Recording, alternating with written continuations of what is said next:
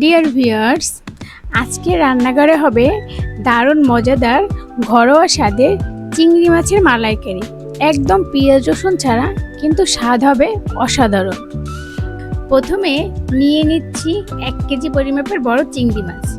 এর সাথে মাখিয়ে নিচ্ছি হলুদের গুঁড়া, মরিচের গুঁড়া আর স্বাদ মতো লবণ। এভাবে কিছুক্ষণ রেখে দিলে মশলাটা মাছের ভিতরে সুন্দরভাবে ঢুকে যাবে। আসলে কড়াইয়ের তেল গরম হয়ে আসলে চিংড়িগুলোকে হালকা ভেজে তুলে রাখবো, বেশি ভাজবো না, তাহলে চিংড়িগুলো শক্ত হয়ে যেতে পারে।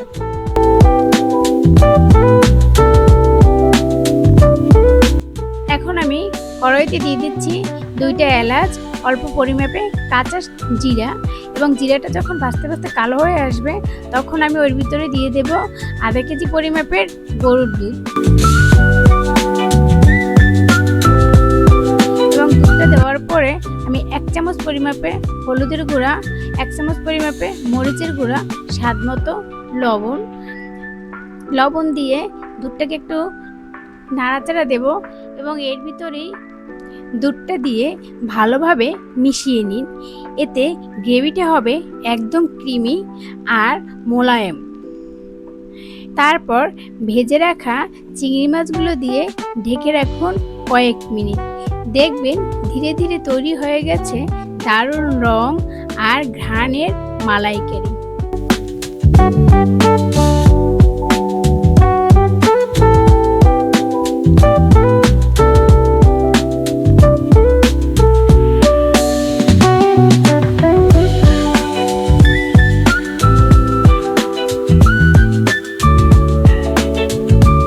কড়াইয়ে দিয়ে দিচ্ছি বাটা মশলাটা ধীরে ধীরে কষিয়ে নিন।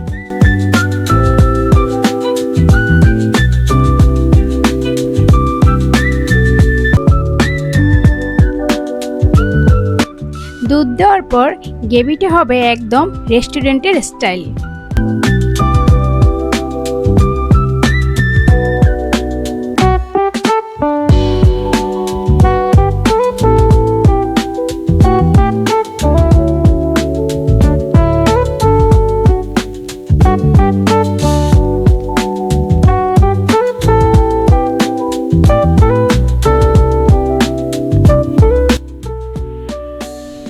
বাসায় অবশ্যই আপনারা ট্রাই করবেন, আর কেমন লাগলো অবশ্যই কমেন্টে জানাবেন।